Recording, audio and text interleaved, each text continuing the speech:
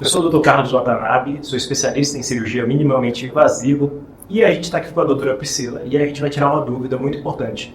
A questão da bexiga hiperativa, né? Então, o paciente que vai toda hora no banheiro, tem aquela vontade de sair correndo para o banheiro, mas especificamente no nosso público masculino, que a gente sabe que tem bexiga hiperativa na mulher, tem várias causas para isso, e tem também no homem, muitas vezes por conta do aumento da próstata.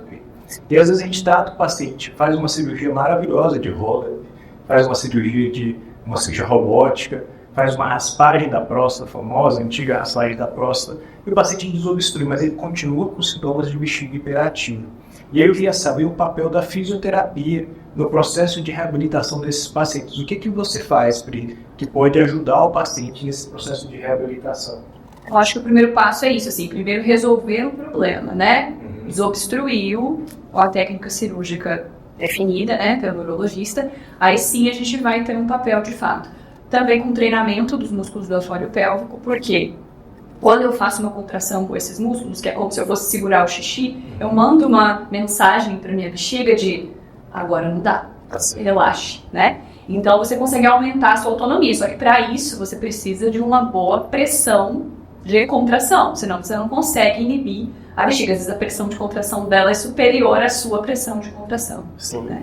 Então a gente trabalha muito nesse sentido e usa também recurso com eletroterapia, que é a eletroestimulação, com o objetivo de fazer uma neuromodulação ali do controle urinário, né? Que é todo feito, a fisiologia pelo sistema nervoso, né? A neurofisiologia, inclusive bem complexa, para que a micção aconteça. E aí os sinais ali estão exacerbados, então a gente usa essa técnica de eletro também para dar uma acalmada na bexiga. Tá certo. E é justamente essa a minha dúvida, né?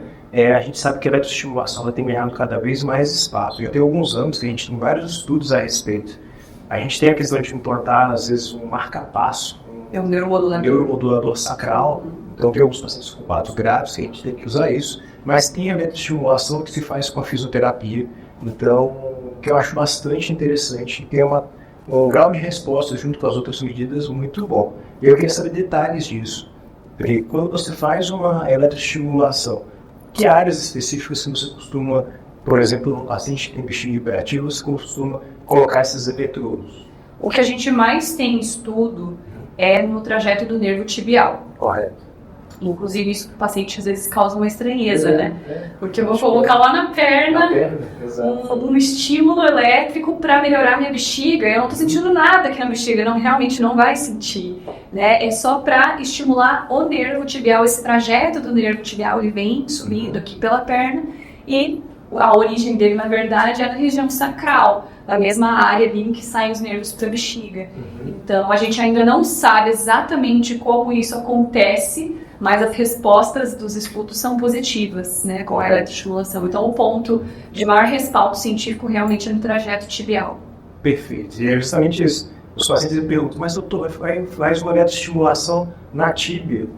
Como é que funciona isso? É isso que a doutora Priscila falou. Então, a gente sabe que os nervos têm esse trajeto e que a inervação da bexiga passa por ali também, então é importante fazer isso. Tem várias medidas, né? Tem medidas comportamentais, então muitas vezes você passa uma orientação sobre isso, né? Eu gostaria que você comentasse um pouco o que a gente pode fazer quando tem a bexiga hiperativa. A gente está aqui em processo de reabilitação, às vezes depois de uma cirurgia, e o paciente tem aquela vontade de ir no banheiro de repente, e às vezes tem um escape de urina. O que ele poderia fazer do ponto de vista comportamental de hábitos? Essa terapia comportamental, inclusive, ela é a primeira linha de tratamento para bexiga hiperativa, né? Então, primeiro a gente precisa ajustar esses hábitos, que são o consumo de água, e isso é individual, de acordo com cada peso corporal, né?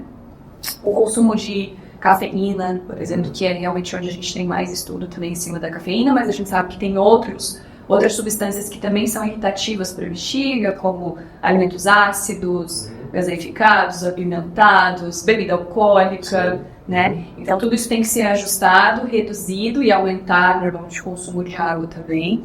Muitas vezes precisa fazer o que a gente chama de treino vesical, que é estabelecer horários para o paciente ir ao banheiro, né? Isso tudo depois da análise de um diário miccional, que é uma urodinâmica não invasiva, né? É um tipo de a dinâmica do xixi, né?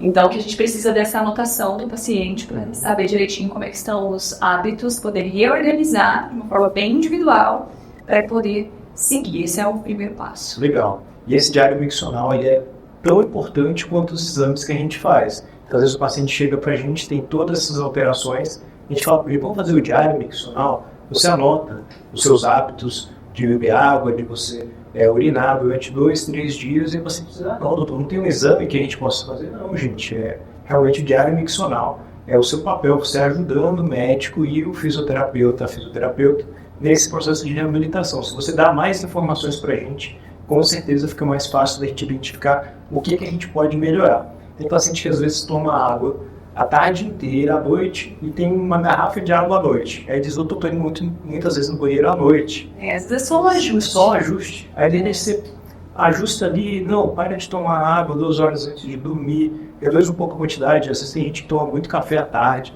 reduz isso e já começa a melhorar. E eu falo, inclusive, que o diário miccional é um exame. É um exame que você vai fazer em casa e vai trazer para eu analisar. E eu faço conta, eu sou bem chata com o diário miccional, porque eu peço que meça mesmo.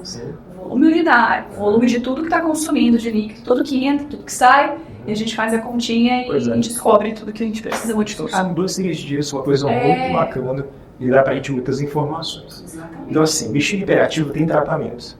Muitas vezes o paciente que é submetido a uma cirurgia vai ter alguns sintomas de bexiga hiperativa, não necessariamente relacionadas com a cirurgia, às vezes já tinha um problema antes, que foi desmascarado ali depois que a gente desobstruiu.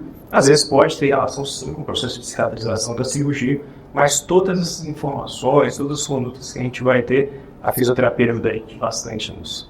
Então tá bom, Pi, obrigado. E aí, mais uma vez, acho que é uma informação de qualidade que a gente pode passar para os nossos pacientes.